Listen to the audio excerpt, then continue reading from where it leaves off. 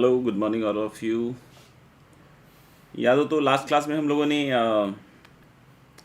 Numbers के divisors वगैरह के बारे में बात की होगी।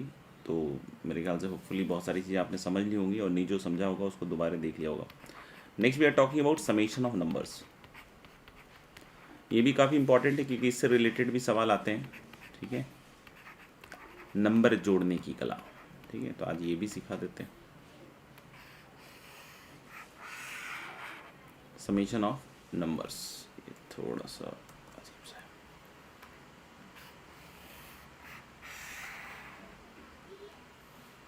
ठीक है, इसमें हम क्वेश्चन के माध्यम से आगे बढ़ते हैं। चाहिए तो आप लोग लिख लीजिए। ठीक है ना। Find the sum of all the numbers.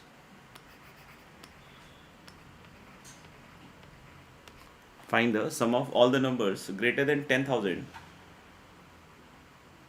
Find the sum of all the numbers greater than 10,000 formed by the digits.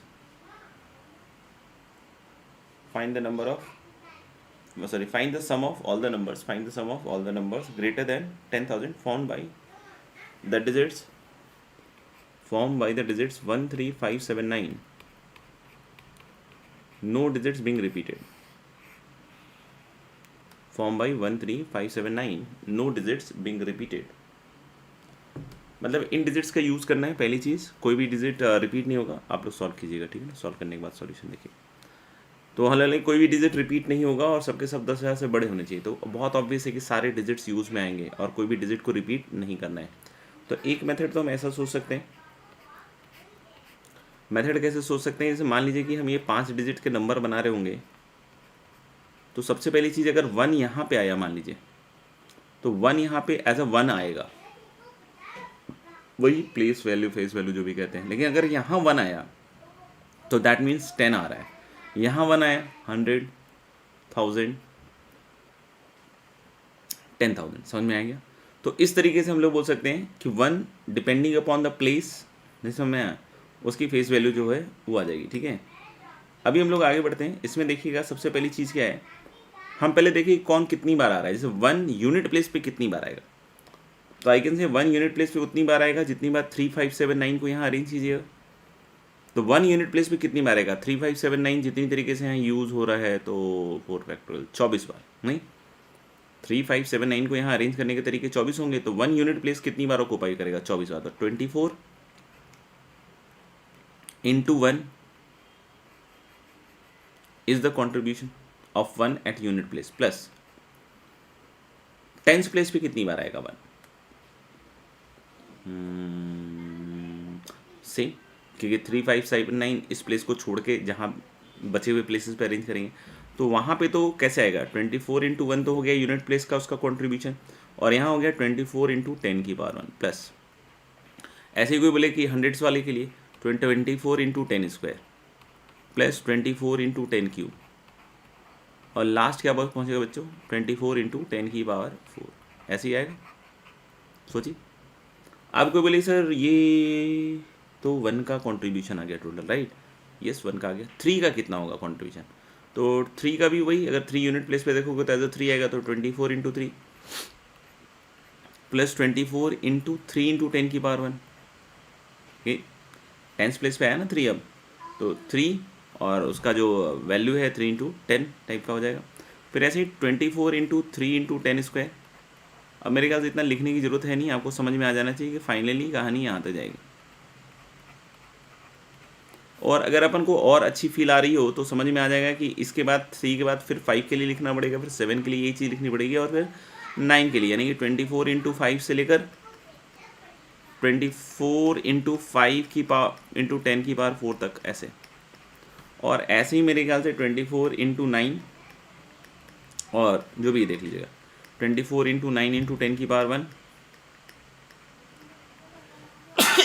Sorry, और ऐसे करते करते कहाँ तक जाएगा, 24 into 9 into 10 की power 4।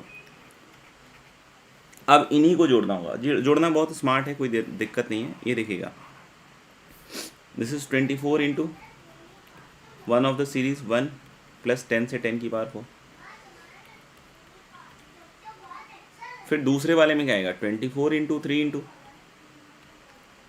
1 plus 10 plus so on till 10 की पावर 4, और ऐसे ही लास्ट तक जाएगा 24 इंटू 9 इंटू 1 प्लस 10 की पावर 4, ऐसे जाएगा। तो आप देख लो ना, पूरा कॉमन आ रहा है, 24 इंटू 1 प्लस 10 की पावर 4 तक कॉमन आ रहा है, और फिर अंदर बन जाएगा 1 प्लस 3 प्लस 5 प्लस 7 प्लस 9, ये बचेगा। ये शायद मुझे लग रहा है 25 आ रहा है, 25 इंटू 24 गोइंग टू बी 600, और इंटू 1 1 1 1 1 ऐसा आएगा। मैंने कहा 6 शायद 5 बार आ जाएगा, तो this will be the answer for this. तो एक तो तरीका ये नहीं, दूसरा तरीका अपने बचपन वाला है, नहीं ये भी बचपन वाले ही है वैसे तो। जोड़ने में मज़ा कब आता था, सारे नंबर लिख के जोड़ दो, वही कर देते हैं। हम बोलोगे सर कैसे कर लोगे, इतना सारा तो नंबर आएगा। ठंडा पुत्र ठंडा रख, ठंडा आ भी गया वैसे थोड़ा थोड़ा तो मेथड 2 में देखते हैं। अब बोलोगे 1 3 5 7 9 से जो नंबर्स बन रहे हैं उसी का तो सम निकालना है। तो ये 5 डिजिट के नंबर आएंगे, तो बोलोगे कितने आएंगे, 120। सारे नंबर लिख के जोड़ देते हैं। ये देखो सारे नंबर लिख दिए मैंने, अब जोड़ रहे हैं। बोलोगे दिख नहीं रहे सर, मन की आंखों से देखो सब दिखता है। तो यहाँ पे हमारे पास टोटल कितने नंबर्स लिखे हुए हैं, यहाँ पे टोटल 120 नंबर्स लिखे हुए हैं, ठीक है ना। ध्यान से देखते रहना बस, ठीक है ना। लिख दिए सारे मैंने बिल्कुल तबीयत से। अब जब मैं इसके यूनिट प्लेस को चेक कर रहा हूँ तो मुझे लग रहा है कि 24 बार तुम्हें भी दिखा, यस गुड। जरूरी नहीं लाइन से दिखा, कहीं भी दिख सकता है। 24 बार काउंट करके देखो। 3 कितनी बार दिख रहा है, 24 बार। 5 24 बार, 7 24 बार, 9 24 बार। अरे वाह, तो यूनिट प्लेस का सम निकल जाएगा कैसे, 24 बार 1 प्लस 3 प्लस 5 प्लस 7 प्लस 9 हो गया ना। 24 इंटू 25 600, तो 600 का 600 तो लिख नहीं देते हैं, 0 60 हासिल, याद करो कैरी। हाँ मिनाती मत लगा देना, देखना इधर 60। फिर ऐसे यहाँ पे जब जोड़ोगे तो टोटल कितना है 60, तो फिर से 660, तो 660 तो अब 66 हासिल कैरी। अब हम लोग ने क्या कि इसको जोड़ोगे तो 666, फिर इसको जोड़ोगे फिर से 666। अब जब इसको जोड़ोगे तो फिर से वही आएगा 600 और प्लस 66 करोगे, आ गया। सिंपल, बिल्कुल सिंपल, अल्ट्रा सिंपल। तो कौन कितनी बार अपेयर किया उसके हिसाब से कंट्रीब्यूशन सब में जोड़ते जाओ, अपने आप आता जाएगा। तो ये मेथड मेरे तो अच्छा लगता है, और आप भी इसी को यूज़ करो, बेटर रहेगा। बाकी देख लो प्लेस वैल्यू फेस वैल्यू जो करना करते हैं। आगे बढ़ते हैं, एक और सवाल देखते हैं। हाँ डिक्टेट करा रहा हूँ, लिखिएगा जरूर से। फाइंड द सम ऑफ, नहीं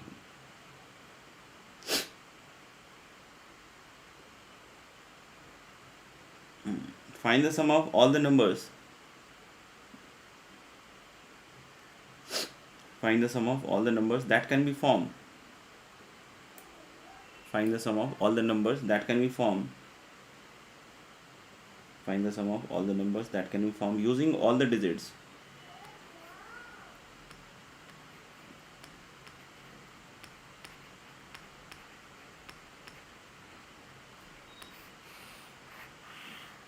Next question is find the sum of all the numbers that can be formed using all the digits 2 3 3 4 4 4. Find the sum of all the numbers that can be formed using all the digits 2 3 3 4 4 4. ठीक है, of course जो जितनी बार आया है उतनी बार use होगा, और बोले कि इसमें सारे ही नंबर्स यूज़ करने हैं आपको। ऑफ कोर्स जितनी बार आया है उतनी बार करने, नहीं देखिएगा।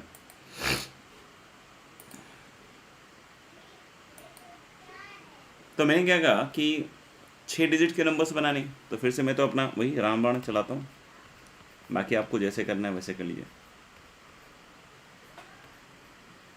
तो मैं सोचूंगा कि 2 कितनी बार आया, ऐसे ही सोचूंगा ना मैं। तो कैसे सोचूंगा कि 2 यहाँ कितनी बार आया, तो मैं सोचूंगा 2 कितनी बार आया है, 2 एट यूनिट प्लेस। इनफैक्ट किसी के लिए निकालूंगा तो इतनी आएगा, क्योंकि बचे हुए को अरेंज करना है। बचे हुए तो हर बार वही होंगे 3 3 4। तो 2 कितनी बार आया होगा, 5 फैक्टोरियल अपॉन 2 फैक्टोरियल 3 फैक्टोरियल, तो 10।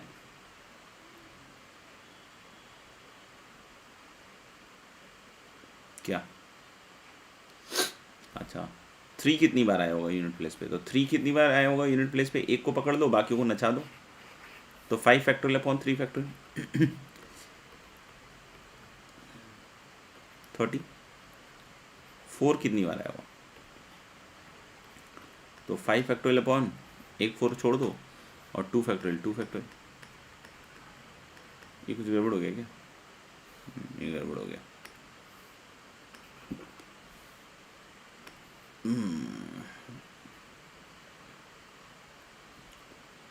अरे यार फिर से क्या, 5 6 यानी 5 4 3 या 60।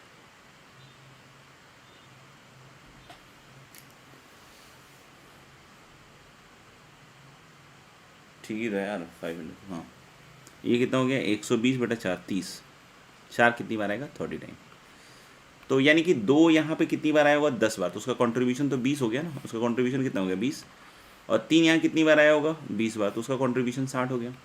और इसका कंट्रीब्यूशन कितना हो गया, 120। या तो 120 60 180 और 20 200। यानी यहाँ पे जब आपने जोड़ा होगा तो 200 आया होगा, तो 200 के 200 तो लिखना मना ही है, तो यहाँ 20 रखेंगे अपन। फिर यहाँ पे वही सब होंगे डिजिट्स, बस उल्टे पुल्टे होंगे, लेकिन होंगे सब वही, 20 बार ये, 10 बार ये, 20 बार ये, 30 बार ये। तो 200 प्लस 20 कैरी, 200 प्लस 20 220, यही होगा ना, सोचो एक बार। 200 हुआ, 20 आगे गया, 220, तो अब 22 चला जाएगा शायद, सही बोल रहा हूँ, देख लो एक बार। 220 का 0 22, तो 22 तो 222 हो जाएगा। फिर इसका भी क्या आएगा, 222 नहीं, फिर इसका भी क्या आ जाएगा 222, फिर इसका भी क्या आ जाएगा 222, तो 222 अब पूरा लिखेंगे, तो शायद ये आंसर होना चाहिए।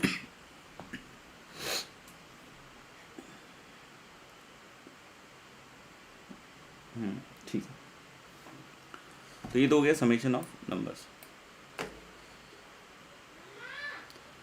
अब एक चीज़ हम लोग देखने वाले हैं, that is distribution of alike objects, और ये काफ़ी इंपॉर्टेंट होने वाला है। अभी भी हम लोगों ने कुछ दिनों पहले डिस्ट्रीब्यूशन, ग्रुपिंग, इस तरह की चीज़ें देखी थी, बट वो डिफरेंट ऑब्जेक्ट्स ही दिखी थी, ठीक है ना। बहुत बार एक बच्चा जो है इन दोनों के बीच में डिफ्रेंशिएट नहीं कर पाता है कि मतलब कौन क्या है कौन क्या है, तो ऑफकोर्स वो ध्यान नहीं देता है, ऑफकोर्स इसीलिए नहीं कर पाता है। तो जैसे कि हम लोगों ने अभी तक जैसे ग्रुपिंग किया, डिस्ट्रीब्यूशन किया, तो अभी सब डिफरेंट चीज़ों का करते आ रहे हैं, ठीक है ना। तो जो बच्चे समझदार हैं वो मेरी बात को समझेंगे कि अब हम डिफरेंट चीज़ों का डिस्ट्रीब्यूशन नहीं कर रहे हैं, we are doing distribution of alike object, ठीक है। तो next we are watching is, चलो इधर करते हैं।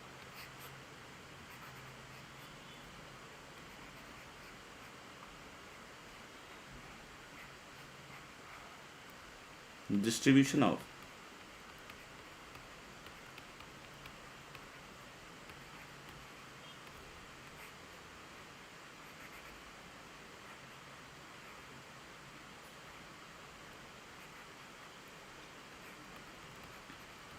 alike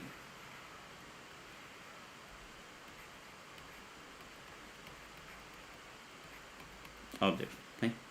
Next we are talking about a very important article and that is known as what, distribution of alike objects। ध्यान से सुनिएगा, अभी तक हम लोग सबकी किसकी बात कर रहे थे, डिफरेंट डिफरेंट डिफरेंट डिफरेंट की, ठीक है। जैसे हम लोगों ने देखा हुआ कुछ दिनों पहले कि अगर हम 5 डिफरेंट बुक्स 3 बच्चों में डिस्ट्रीब्यूट कर रहे हैं, रामश्याम घनश्याम, ये 5 डिफरेंट बुक्स जो हैं हम 3 बच्चों में डिस्ट्रीब्यूट कर रहे हैं। तो मान लो कि हम लोग इस तरीके से डिस्ट्रीब्यूट कर लेते हैं कि B1 इसको दिया, B2 इसको दिया, B3 इसको दिया, फिर B4 इसको दे दिया, B5 इसको दे दिया। एक ये तरीका मान लिया डिस्ट्रीब्यूशन का हमने पकड़ लिया। तो ये अभी जो अगला लिख रहा हूँ उससे डिफरेंट होगा कि जैसे मान लो कि मैंने B2 इसको दे दिया, B1 इसको दे दिया और B3 इसको दे दिया और B5 इसको दे दिया और B4 इसको दे दिया।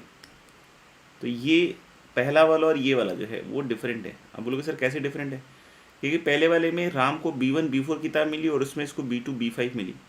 इसको B2 B5 मिली, इसको B1 B4 मिली, और इसको क्या मिली, दोनों ही केसेस में B3। तो राम श्याम घनश्याम के हिसाब से ये डिफरेंट डिस्ट्रीब्यूशन है। और भी मैं चेंज कर करके दे सकता हूँ, ठीक है ना। लेकिन मान लो यही चीज़ हम अलाइक में डिस्कस कर रहे होते हैं कि हम लोग बोल रहे हैं कि 5 अलाइक ऑब्जेक्ट्स हैं और राम श्याम घनश्याम 3 बच्चे हैं। अब कोई बोले कि सर ये जो पहला बुक है ये राम को दे दीजिए, दूसरा श्याम को दे दीजिए, तीसरा घनश्याम को दे दीजिए, B3 ये वाला दिया है इसको, ठीक है ना, और ये वाला इसको दे दिया है, और ये वाला इसको दे दिया है। देखिए सर एक डिस्ट्रीब्यूशन हो गया, वेरी गुड। अब कोई बोले कि सर देखिए ना सर, हम इसमें ये वाला जो पहला वाला है ना ये श्याम को दे देते हैं, और इसका तीसरा वाला जो है वो घनश्याम को दे देते हैं, और दूसरा वाला राम को दे देते हैं ये वाला, और पाँचवा वाला फिर से राम को दे देते हैं, और ये घनश्याम को दे देते हैं। तो अलाइक में ये डिफरेंट नहीं है, ध्यान से देखिए। आपने पहला दूसरा तीसरा चौथा सारी पंचायती की होगी, लेकिन ये अलाइक में ये डिफरेंट नहीं है, क्योंकि राम के लिए अगर ये आइडेंटिकल बुक्स हैं तो वो बोलेगा मेरे को तो 2 किताबें मिली है, इसमें भी श्याम भी यही बोलेगा और घनश्याम भी यही बोलेगा। यानी डिफरेंट में तो जब बुक्स डिफरेंट थी तब तो ये डिफरेंट डिस्ट्रीब्यूशन दिखा रहे थे, बट अलाइक होते ही ये डिफरेंट डिस्ट्रीब्यूशन नहीं दिखा रहे।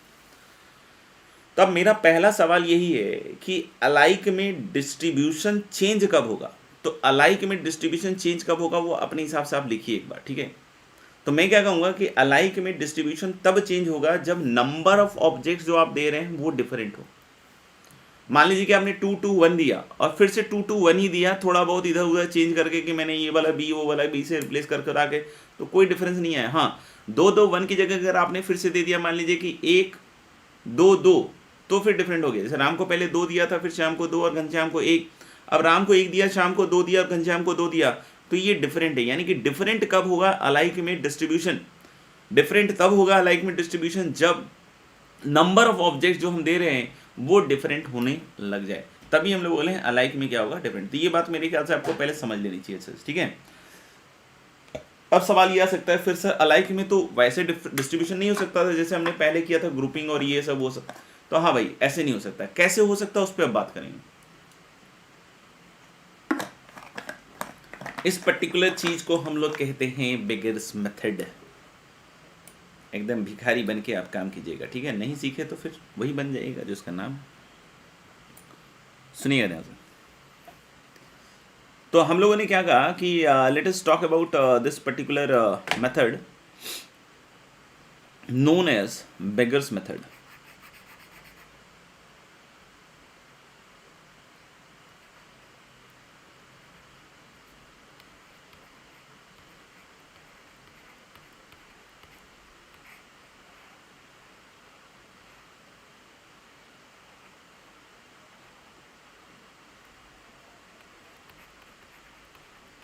किस नाम से जानते हैं इसको?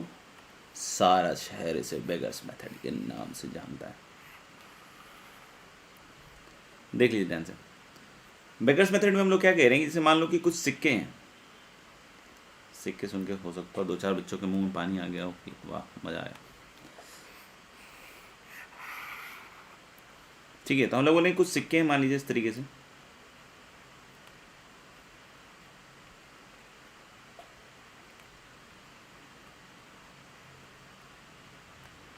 काउंट कर लो 1 2 3 4 5 6 7 8, 8 सिक्के हैं और कॉइन्स आइडेंटिकल हैं। जैसे अभी देखा था ना हमने कि क्या चीज़ आइडेंटिकल थी, किताबें आइडेंटिकल थी, उसके हिसाब से हमने डिस्ट्रीब्यूट किया था, सोचा था कि कैसे करें। तो लेकिन जो कॉइन्स हैं दे आर आइडेंटिकल, समझ में आ गया।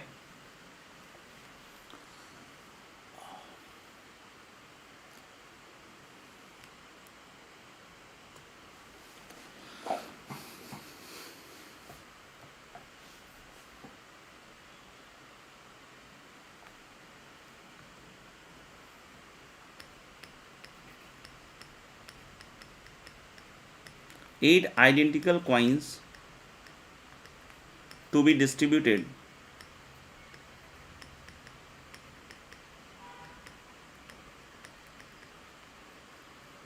among 3 beggars.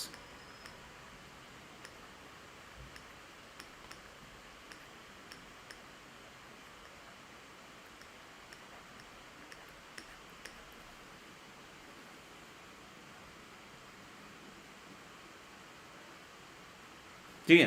तो 8 आइडेंटिकल सिक्के हैं और हमें 3 भिखारी हैं, ठीक है ना। उसको हम लोग B1 B2 B3 के नाम से बुला लेते हैं। अपने आप को इंक्लूड कराने का इसमें प्रयास ना करें, दूर से देखें। तो ले 8 आइडेंटिकल कॉइन्स हैं और 3 भिखारियों में बांटना है, इस तरीके से सबके घर का चूल्हा जले, मतलब कम से कम एक सिक्का सबको मिलना चाहिए, ठीक है ना, हम ऐसे ही बोल रहे थे, ठीक है। तो हम लोगों ने कि 8 आइडेंटिकल कॉइन्स को 3 बेगर्स में डिस्ट्रीब्यूट करना है इस तरीके से कि सबको कम से कम एक कॉइन मिले। जैसे हमने पहले भी इस तरह के सवाल किए हुए हैं, लेकिन डिफरेंट में किए हुए हैं, यहीं पर डिफरेंस क्रिएट करना पड़ेगा। बहुत सारे बच्चे इसके बाद बोलेंगे सर बस हमारे तो हो गया सब, देख लेना भाई, ठीक है ना, बहुत सारे कह रहा हूँ, नहीं सब नहीं कह रहा हूँ, ठीक है, डिफरेंस है दोनों में। तो 8 आइडेंटिकल कॉइन्स को 3 बेगर्स में डिस्ट्रीब्यूट करना है। तो इसको तरीका क्या है करने का, ठीक है ना। तो मैंने क्या कहा कि सुनना ध्यान से, बहुत ध्यान सुनोगे तब समझ में आएगा। पहले तो मैं इसका आंसर बतला देता हूँ और फिर बतलाऊंगा कि वो कैसे वर्क करेगा। तो जो 8 आइडेंटिकल कॉइन्स थे उसको मार्क कर दिया मैंने, और जितने भिखारी हैं उससे एक कम फेक कॉइन डाल दो। हम बोलोगे सर जालसाजी का काम सिखा रहे हो, तुम्हें कौन सा पहले से नहीं आता है, देखना। तो अलग अलग क्या कि 8 fake coins and how many fake coins, sorry 8 coins जो डिस्ट्रीब्यूट करना है वो तो है ही, and how many fake coins, 1 less than the number of beggars.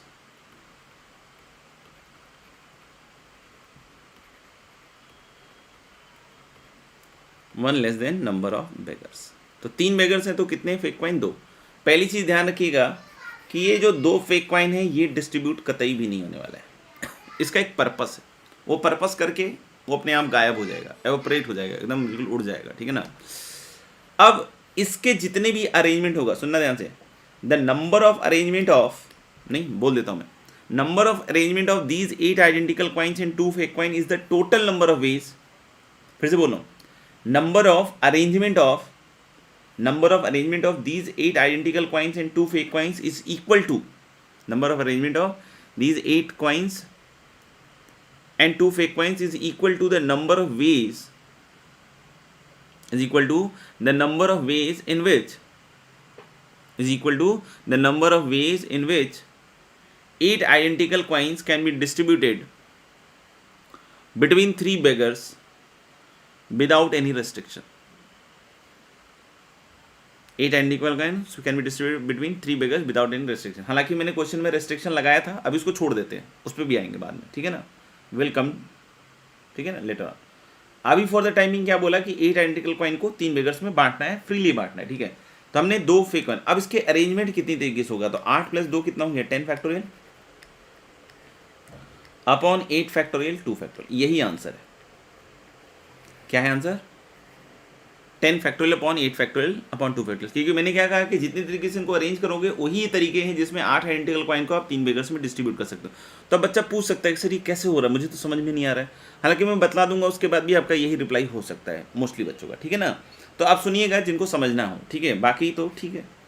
जैसे ये फेक कॉइन डिस्ट्रीब्यूट नहीं होंगे, पहली चीज ध्यान रखिएगा। इनका पर्पस क्या है, the fake coin has only one purpose, they are going to divide the line, नहीं ये जो भी लाइन है, ठीक है ना, into 3 parts. The fake coin has only one purpose, this is going to divide the line into 3 parts.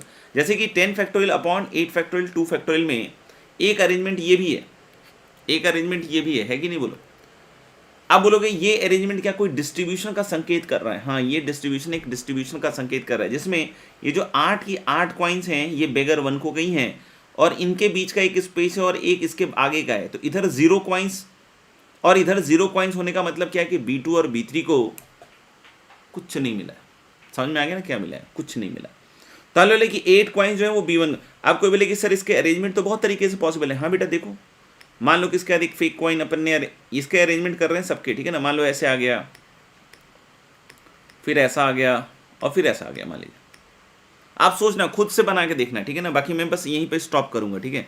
जैसे मान लीजिए एक अरेंजमेंट 8 कॉइन और 2 फेक कॉइन का ये हुआ। इस अरेंजमेंट ने क्या बतलाया आपको कि ये जो 2 सिक्के हैं ये B1 को जाएंगे, ये 3 सिक्के किसको जाएंगे, फेक कॉइन डिस्ट्रीब्यूट नहीं होगा। इसका सिर्फ एक ही पर्पस है, these are assisting in making groups, और ये वाली जो चीज़ है ये B3 हो जाएगी।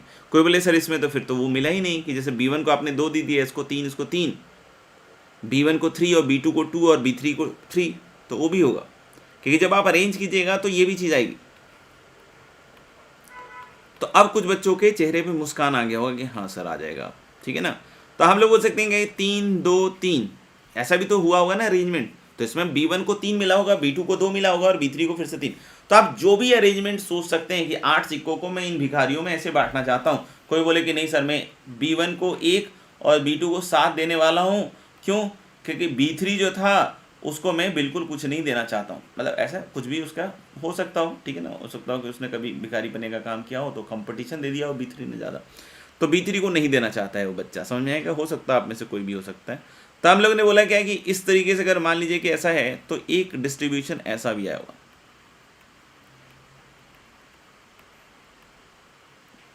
नो, एक डिस्ट्रीब्यूशन ऐसा भी आया हुआ। तो इसमें B1 को 1 और 7 B2 को गया और B3 क्या इधर कुछ नहीं मिला तो B3 को 0 चला गया। समझ में आ गई बात। तो ये सारे आ जाएंगे। अब कोई बोले कि नहीं सर अब आप वो वाला तो बतलाया ही नहीं कि मान लीजिए एक एक सिक्का सबका घर का चूल्हा भी तो जलाना है। Sir I am very sensitive, मतलब ऐसा तो होना नहीं चाहिए, नहीं तो मैं घर जाके देकर आऊँगा उसके, तो या लेकर आऊँगा कुछ भी उसको। तो हमने कहा कि अच्छा भाई ये आइडेंटिकल है और एक था डिफरेंट, राम श्याम घनश्याम वाला जो हमने बात किया था वो B1 B2 B3 B4 B5।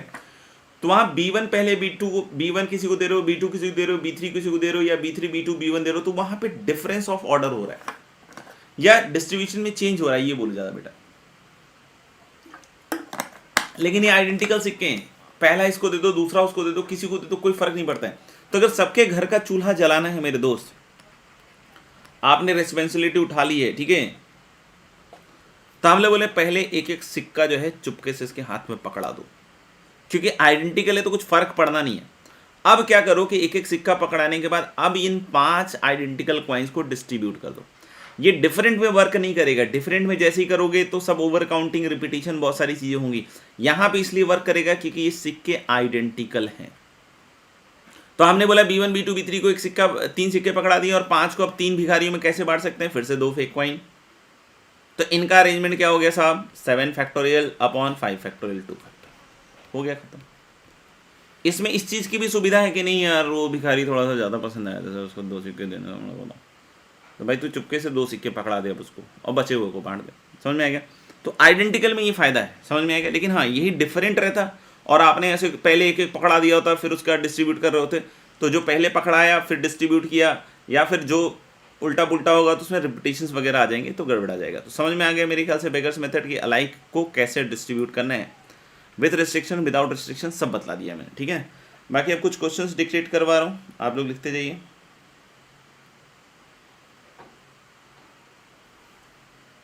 कभी हम बोलना सर एन एम के लिए फॉर्मूला दे दीजिए, सब लोग देते हैं, खुद ही बना लीजिएगा। एन आइडेंटिकल कॉइन ले लीजिएगा, एम बेगर्स ले लीजिएगा, तो n plus m minus 1 factorial upon n factorial m minus 1 factorial. बाकी मेरा उतना काम नहीं है, बाकी जो करने वाले बच्चे हैं कर लेंगे। लिखिएगा अगला सवाल, अ shelf contains 6 separate compartments, a shelf contains 6 separate compartments, a shelf contains 6 separate compartments, find the number of ways, a shelf contains 6 separate compartments, find the number of ways in which a shelf contains 6 separate compartments, a shelf contains 6 separate compartments, find the number of ways in which 12 alike marbles, find the number of ways in which 12 alike marbles can be placed in the compartments, find the number of ways in which a shelf contains 6 separate compartments, find the number of ways in which 12 alike marbles can be placed in compartments, in which 12 alike marbles can be placed in compartments so that no compartment is empty. A shelf contains 6 separate compartments, find the number of ways in which 12 alike marbles can be placed in the compartment so that no compartment is empty. Compartment में तो कुछ खांचे खांचे बने होंगे और हम लोग बोलेंगे कि 6 सेपरेट कंपार्टमेंट्स हैं। पहला सवाल तुम सॉल्व कर लेना, ठीक है ना, उसके बाद सॉल्यूशन देना। और 12 अलाइक मार्बल है, so that no compartment is empty, कोई कंपार्टमेंट एम्प्टी नहीं होना चाहिए। तो ये कंपार्टमेंट ही तो बेगर्स हैं और ये सिक्के हो गए अपने, नहीं इनको ऐसे बांटना है कि हर एक कंपार्टमेंट में कुछ ना कुछ रहे तो एक एक रख दो क्योंकि अलाइक है। तो बच गए कितने, 6। 6 को 6 भिखारियों में बांटना है तो टोटल फेक कॉइन कितने आएंगे, 5। तो इनका अरेंजमेंट, क्योंकि ये 6 अलाइक है, ये 5 अलाइक है, तो 11 फैक्टोरियल अपॉन 6 फैक्टोरियल 5 फैक्टोरियल, ठीक है ना, एक 5 फैक्टोरियल इसमें से, ठीक है। तो ये पहले का हो गया। दूसरा क्वेश्चन है ना, second question, find the number of natural solution,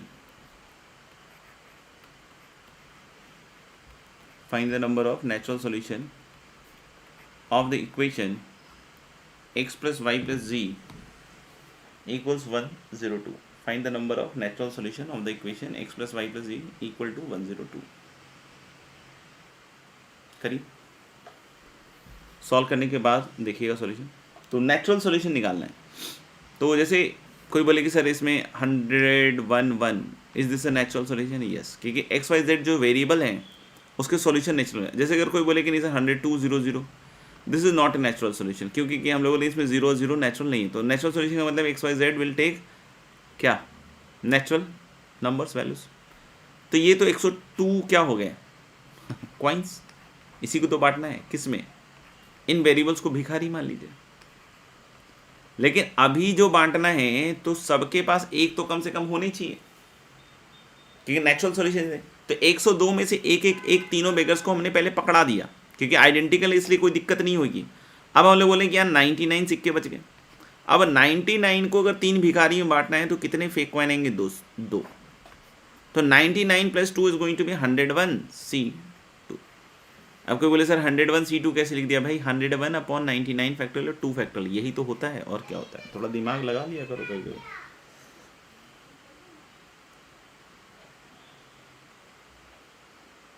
ठीक है, अगले सवाल पे चलें।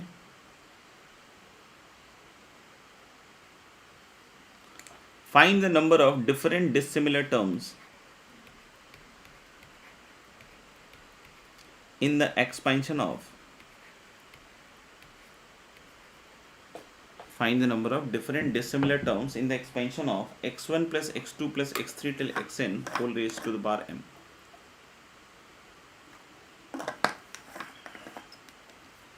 Find the number of different dissimilar terms in the expansion of x1 plus x2 plus x3 till xn whole raised to the power m. अब कोई पूछे कि ये क्या है सर, सॉल्यूशन कर लीजिएगा फिर आइएगा, ठीक है। तो भाई साहब होता क्या है कि ये जो m है ये इसमें डिस्ट्रीब्यूट होता है। जैसे अगर कोई बोले कि सर x प्लस वाई का होल स्क्वायर, तो इसके डिफरेंट टर्म्स कौन कौन से हैं? एक एक्स स्क्वायर वाला होगा, एक वाई स्क्वायर वाला होगा, एक एक्स वाई वाला होगा, यही तो होगा। कोई बोले एक्स प्लस वाई का होल क्यूब, तो एक टर्म एक्स क्यूब वाला होगा। डिफरेंट डिसिमिलर टर्म्स की बात करें, एक्स क्यूब वाला होगा। आप कोई बोले नहीं सर एक्स वाई 2 बार आया था, तो डिफरेंट डिसिमिलर टर्म्स नहीं हुआ। इसमें अगर डिफरेंट डिसिमिलर टर्म्स की बात करेंगे तो 3। अब कोई बोले नहीं सर एक्स वाई 2 बार आएगा, तो ये डिफरेंट में काउंट नहीं होगा, इसको एक ही काउंट करना है, ठीक है ना। फिर 3x square Y, 3xy square, तो ये आएगा। तो आप देखो हो क्या रहा है, ये जो 3 है ये x और y के एक्सपोनेंट में खप रहा है। एक बार 3 इसी में चला, 1 2, समझ में आ रहा है क्या? तो यानी हो रहा है क्या कि m जो है इसमें डिस्ट्रीब्यूट हो रहा होगा, इसके एक्सपोनेंट्स में। m जो है इसके एक्सपोनेंट्स में डिस्ट्रीब्यूट हो रहा होगा, तो यानी m डिस्ट्रीब्यूट हो रहा होगा एक्सपोनेंट में, तो m तो सिक्का हो गया ना फिर, नहीं। और n क्या हो गया, जो वेरिएबल्स हैं ये बेगर्स हो गए। तो कितनी तरीके से हम डिस्ट्रीब्यूट कर पाएंगे, उतने ही number of different dissimilar terms बन पाएंगे। जैसे अगर कोई बोले यहाँ पे, तो देखो बेटा 3 है और 2 बेगर से तो एक फेक कॉइन, तो इनका arrangement 4 factorial upon 3 factorial 1 factorial, तो ये इतने ही तो टर्म आए थे, 4 ही तो आए हैं। देखो ये माइनस नहीं लिखा है, ठीक है ना, ये पावर के ऊपर ऐसे लिखा है, ठीक है ना। तो कोई ज़्यादा दिमाग मत लगा देना कि सर हम तो अब यहाँ पे टोटल कितना चीज़ों का अरेंजमेंट करना है, m plus n minus 1, n minus 1 एक कम फेक कॉइन आएगा, तो the answer will be m plus n minus 1 factorial upon m factorial n minus 1 factorial, ठीक है। बहुत सिंपल तरीके से समझाया, फिर भी नहीं समझ में आया तो थोड़ा सा और मेहनत कर लेना, कुछ 1-2 और एक्सपेंशन लिख लेना, फील कर लेना, ठीक है ना। और बाकी तो जो हो सो हुई। आगे बढ़े,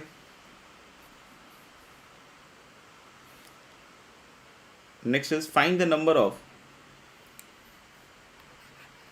find the number of non negative integral solution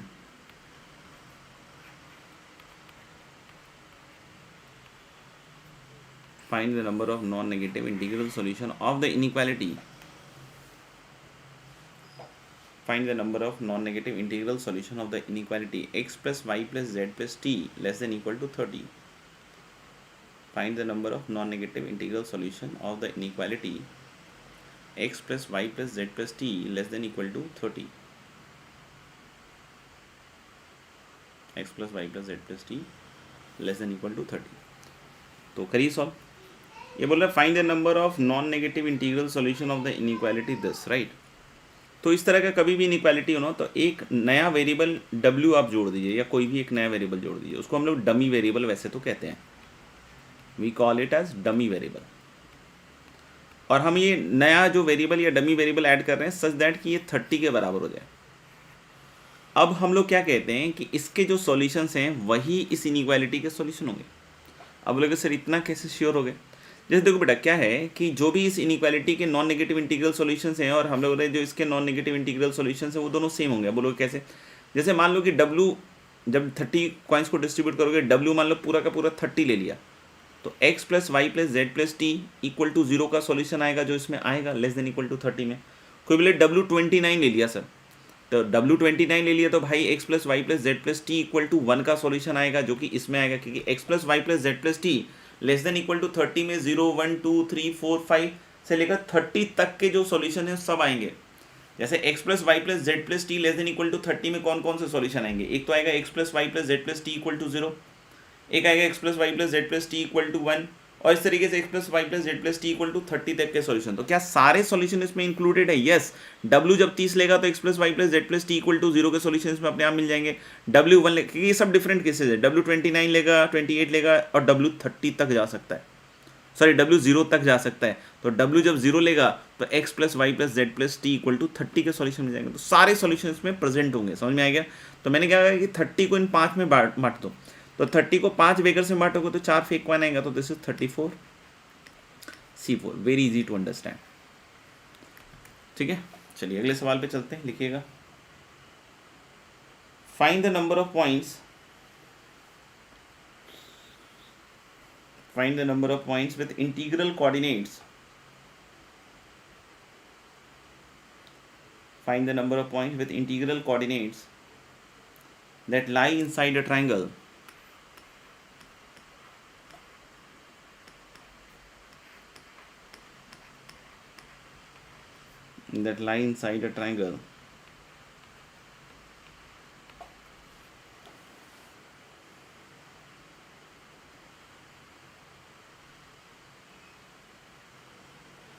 find the number of points with integral coordinates that lie inside a triangle whose coordinates are, find the number of points with integral coordinates that lie inside a triangle whose coordinates are 0, 0, 0, 102 and 102, 0. Find the number of points with integral coordinates that lie inside a triangle whose coordinates are 0, 0, 0, 102 and 102, 0. अब बोलोगे sir ये क्या है? तो भैया देखिए,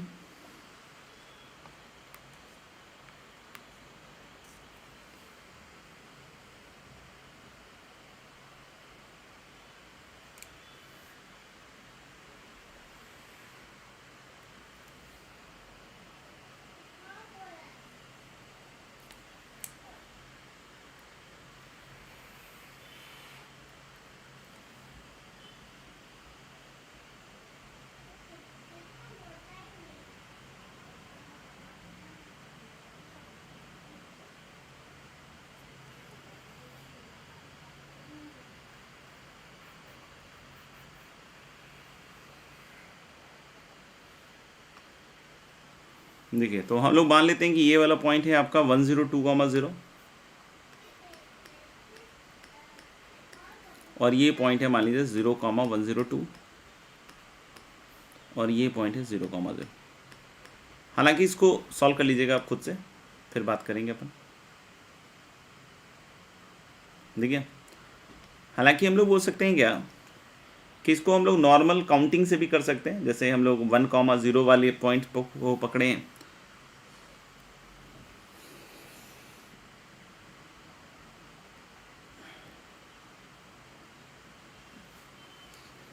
क्या बोल रहा था मैं कि 1,0 वाला 1,0 वाले पॉइंट को पकड़ें और उस पर एक लाइन x=1 वर्टिकल कटा दें, तो 1,0 ये पॉइंट अगर आपने मान लिया और यहाँ पे ये लाइन है x+y=102, तो भाई साहब ये 1,0 से लेकर ये पॉइंट आ जाएगा 1,101। तो इसके अंदर कितने पॉइंट्स आएंगे? तो 1,0 is on the boundary, 1,101 is on the boundary, तो द इनसाइड पॉइंट इज 1,100 इसके पहले, और यहाँ 1,1, यानी 1,1 से 1,100 तक 100 इंटीग्रल पॉइंट्स आएंगे। ऐसे काउंट भी कर सकते हैं। उसके बाद वाले पे आप देखिएगा ऐसे ही करके तो 99 और इस तरीके से 0 तक जाएगा, और यहाँ से आप देखिएगा तो 5050 आ जाएगा। x=1, x=2, x=3 ऐसे कर करके चलते जाइएगा। x=100 पे लास्ट एक पॉइंट मिलेगा और 101 पे फिर 0 पॉइंट आ जाएंगे, ठीक है ना। तो और 102 वाला तो यही पॉइंट दिख ही रहा है। तो आप ऐसे काउंट करके निकाल सकते हो। दूसरा क्या कर सकते हैं कि इस रीजन को इनइक्वालिटी के थ्रू लिख दीजिए। स्ट्रेट लाइन इसलिए चल जाएगा, तो एक तो x पॉजिटिव होगा, ध्यान रखिएगा, y पॉजिटिव होगा, और एक चीज़ होगी कि x+y has to be less than 102, क्योंकि इस लाइन के नीचे ही चाहिए ना। अब ये डमी वेरिएबल वाला केस आ गया, तो x+y+z = 102। Now the point is can z take 0? हाँ 0, नो, क्योंकि जैसे ही z will take 0, x+y will be 102 and this will come on this line. इस लाइन पे नीचे इनसाइड दिस इंटरवल, मतलब इनसाइड दिस रीजन होना चाहिए, ठीक है ना। तो z can not take 0 because x+y = 102 and we strictly demand x+y less than 102। Can x be 0? No. y no, यानी कि हमें इसका नेचुरल सॉल्यूशन निकालना पड़ेगा। तो नेचुरल सॉल्यूशन निकालने के लिए भी बताया था कि तीनों को एक एक दे दो, तो बच गया कितना? 99।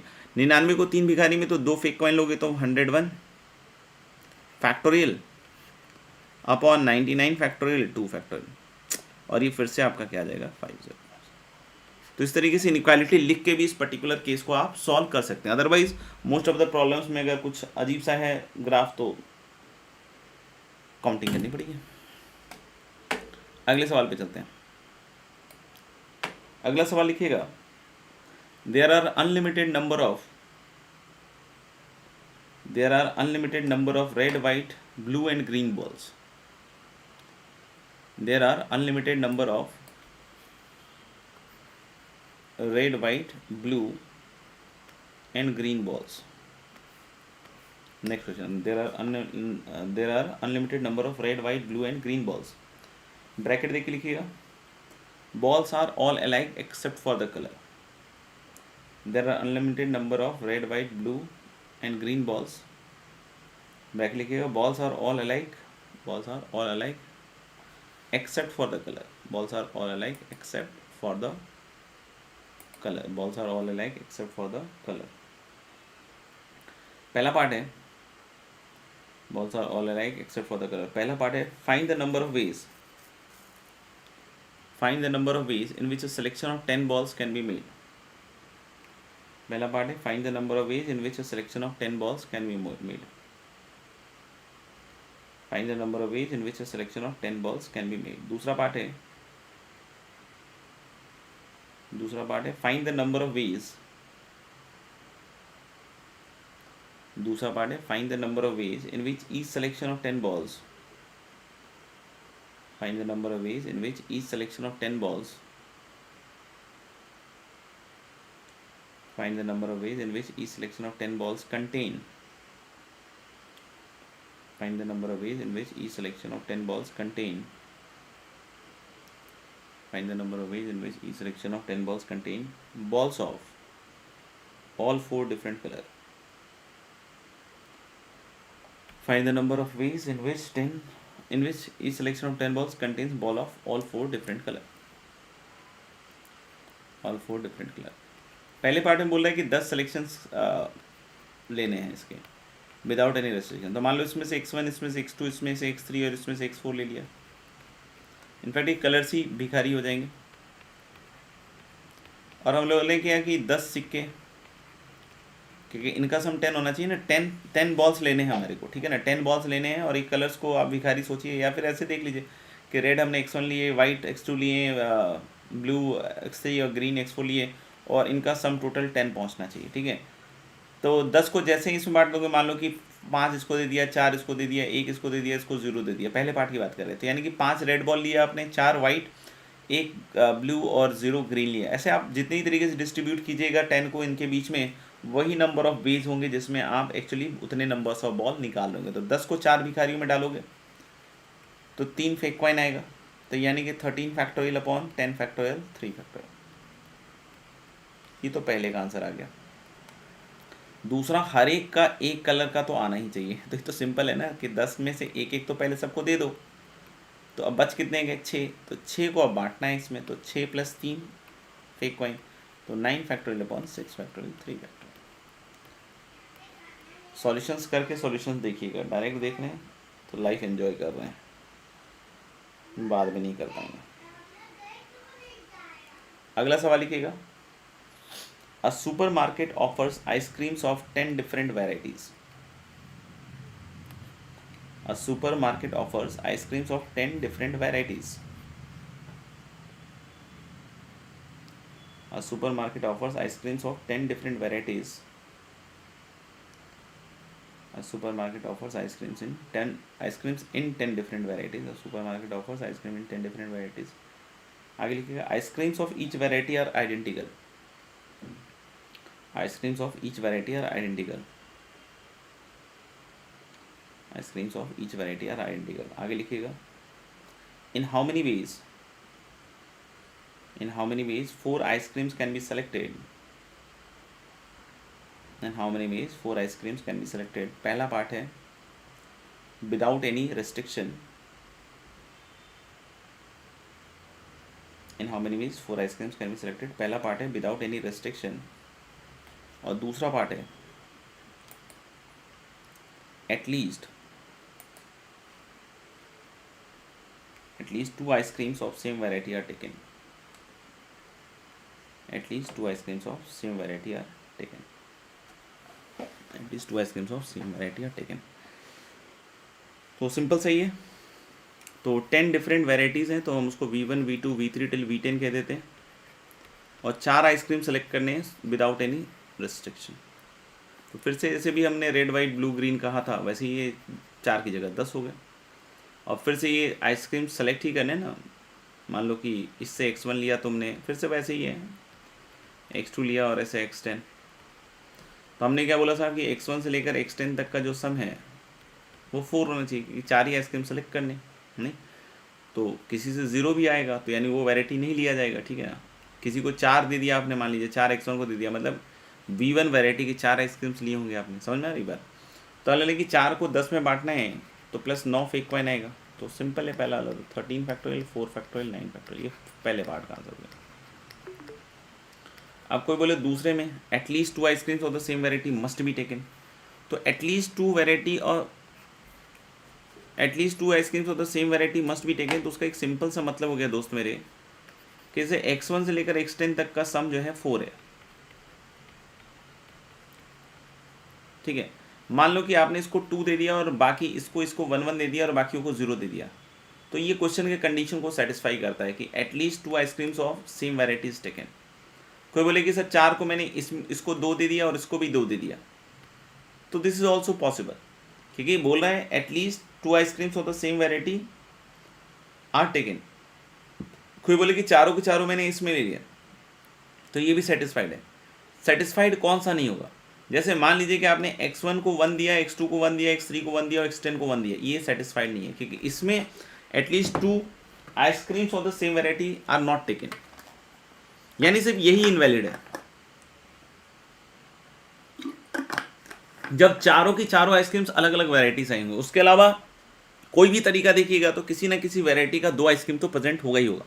तो यानी इसमें हम लोग बोल सकते हैं सिंपली कि जो टोटल था, टोटल वेज लेने के आइसक्रीम 4 माइनस जब चारों डिफरेंट में जा रहा है, तो चारों डिफरेंट में जा रहा है तो उसका सिंपल सा तरीका है ना 10C4, कि 10 में से 4 वेराइटी सेलेक्ट कर लिया और सबसे एक एक आइसक्रीम ले लिया। तो this will be the second part answer. कैसे 10C4? सोचो, अलग अलग वेराइटीज चारों आइसक्रीम चाहिए, तो हमने 10 वेराइटीज थी, 10 में से 4 वेराइटी सेलेक्ट कर ली, उनमें से एक आइसक्रीम ले लिया, हो गया। सोचिएगा थोड़ा सा, ऐसा सोचते हुए सोचिएगा कि मुझे नहीं समझ में आया तो फिर नहीं आएगा, ऐसा सोचते हुए सोचिएगा कि मुझे सोचना ही है, समझना ही है, तो आ जाएगा। ठीक है भाई।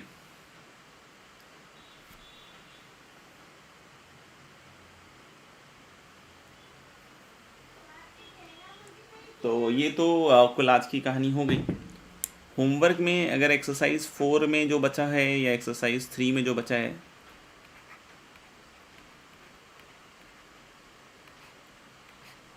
ठीक है, या इसको कंप्लीट कर लीजिएगा। एक्सरसाइज 4 और एक्सरसाइज 3 में जो बचा है उसको कंप्लीट कर लीजिएगा।